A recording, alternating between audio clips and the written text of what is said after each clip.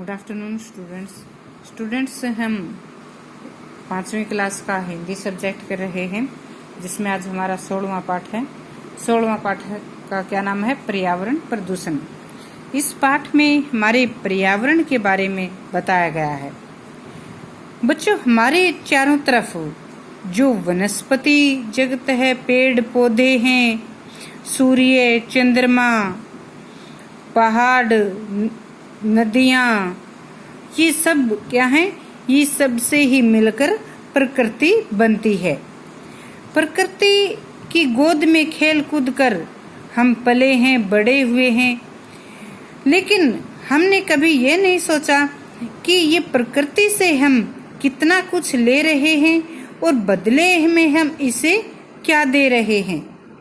बच्चों, आपने कभी सोचा है, यदि सूर्य चंद्रमा हमें रोशनी देना बंद कर दें, सूर्य की लाइट हमें नहीं मिले, या फिर रात को चंद्रमा हमें रोशनी देना बंद कर दे, या फिर हवा बंद हो जाए, तो क्या होगा? यदि हम प्रकृति के बारे में सोचें, तो यदि प्रकृति के कार्यों में कोई असंतुलन उत्पन्न हो जाता है, तो मानव जीवन के लिए यह बहुत बड़ा संकट होता है।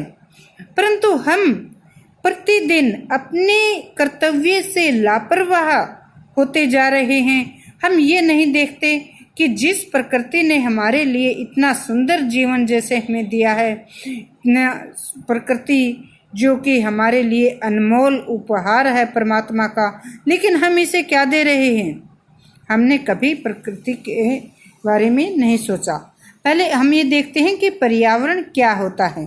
पर्यावरण परि और आवरण दो शब्दों से मिलकर बना है। परि मतलब, परि का क्या अर्थ होता है? चारों तरफ का।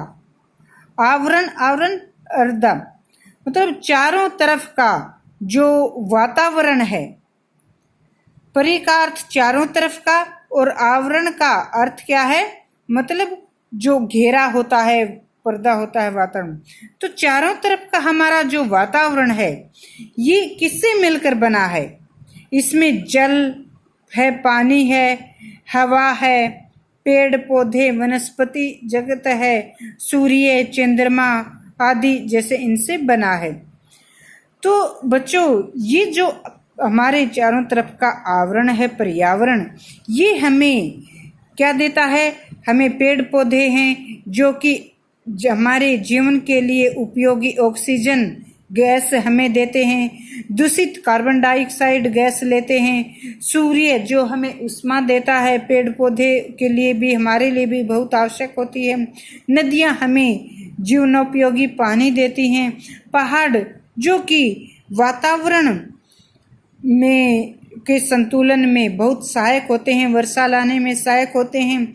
लेकिन आज हम इतने स्वार्थी हो गए हैं कि हम इस पर्यावरण से अपने स्वार्थ के लिए जो अपने जीवन के अधिक से अधिक विकास के लिए, आज आधुनिक समय में हमें ज़्यादा से ज़्यादा विकास करने की इतनी ललक लगी है कि हम इस पर्यावरण का ही जिस प्रकार दुरुपयोग करने लगे हैं।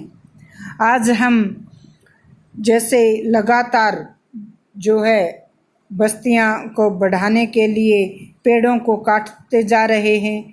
पेड़ों को काटेंगे तो क्या होगा? कार्बन डाइऑक्साइड जो गैस है, ये अधिक फैलेगी और ऑक्सीजन की कमी होगी, तो इससे हमारे स्वास्थ्य पर दुष्प्रभाव पड़ेगा।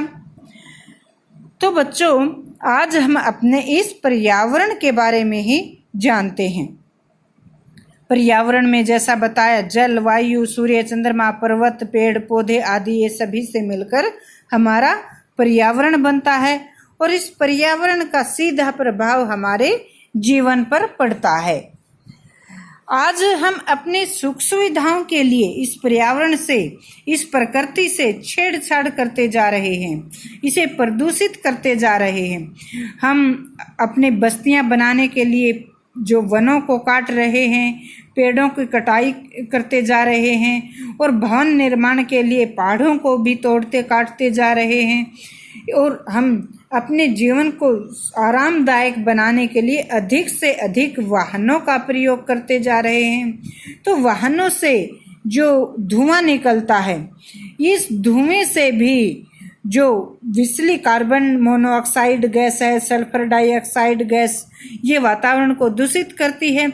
और पेड़ पौधों जो कि इसको लेते हैं, कार्बन डाइऑक्साइड को लेते हैं, ऑक्सीजन छोड़ते हैं, उनको हम काटते जा रहे हैं। तो इससे क्या होगा?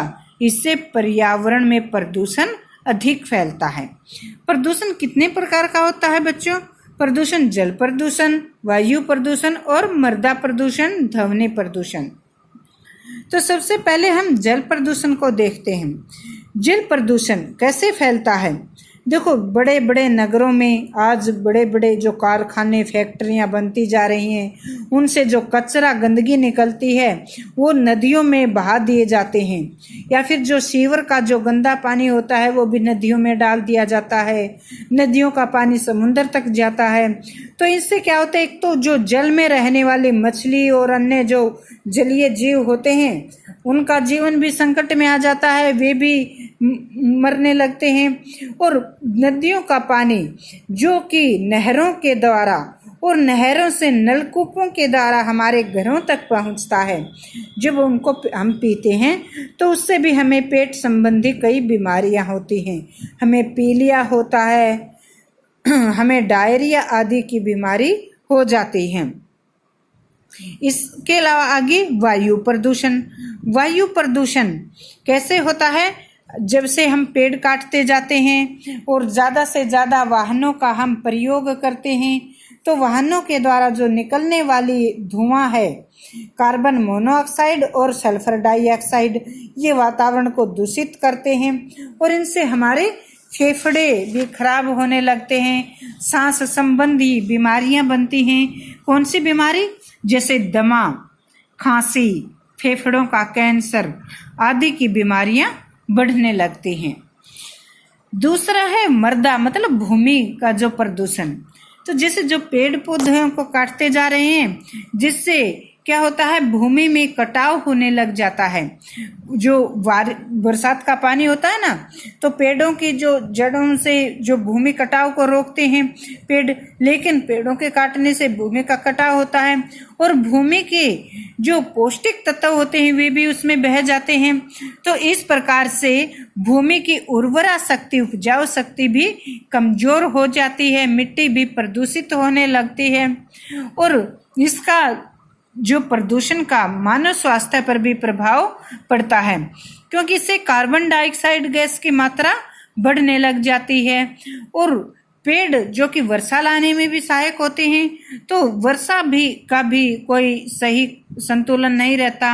अनियमित वर्षा होने लगती है, वर्षा कम होती है तो भूमि का जो जल स्तर नीचे चला जाता है और पीने के पानी की भी समस्या उत्पन्न हो जाती है। इसके अलावा हम देखते हैं ध्वनि प्रदूषण।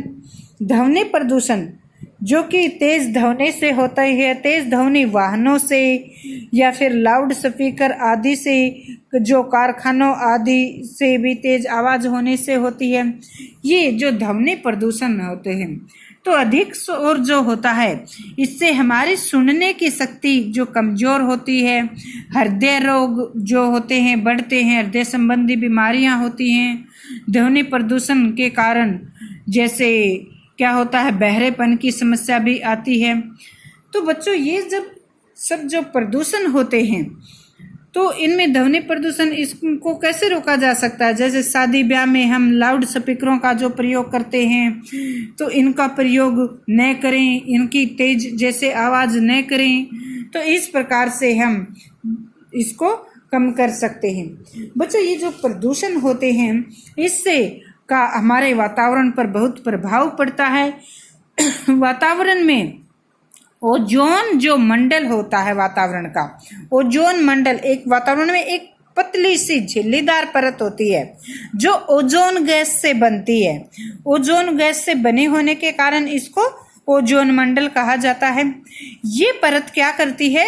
ये परत सूर्य की जो पराबैंगनी जो विषली किरणें सीधी पृथ्वी पर आती है, सूर्य की किरणें उनको सीधे पृथ्वी पर आने से रोकती है।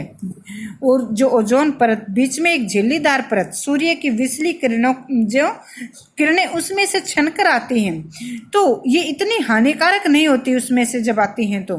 और जब ये परत अब क्या होती है, ये प्रदूषण के कारण इसमें बड़े बड़े छेद हो गए हैं और लगातार ये छेद बढ़ते ही जा रहे हैं। तो इससे क्या होगा? इससे जो सूर्य की विषली पराबैंगनी किरणें सीधी पृथ्वी पर आएंगी और इससे हमारे स्वास्थ्य पर दुष्प्रभाव पड़ेगा। तो इसकी रक्षा के लिए क्या आवश्यक है? इसके लिए आवश्यक है कि हम पर्यावरण को सुरक्षित रखें, पर्यावरण को साफ रखें। और ये जिम्मेदारी किसी एक व्यक्ति की नहीं, पूरे समाज की है, बल्कि पूरे विश्व की है। संसार के सभी देश मिलकर पर्यावरण को प्रदूषित होने से बचाने के लिए अपनी सामूहिक जिम्मेदारियों का पालन करें। सभी देशों की सरकारें अपने नागरिकों के लिए इसके लिए नियम बनाएं और सभी जागरूक नागरिकों को भी अपने नियमों का पालन करना अपना कर्तव्य समझना चाहिए और दूसरे नागरिकों को भी इसके लिए जागरूक करना चाहिए। बच्चों, यदि हमारा पर्यावरण साफ होगा, स्वच्छ होगा, तभी हमारा शरीर भी स्वच्छ होगा और तभी हम खुश रह पाएंगे।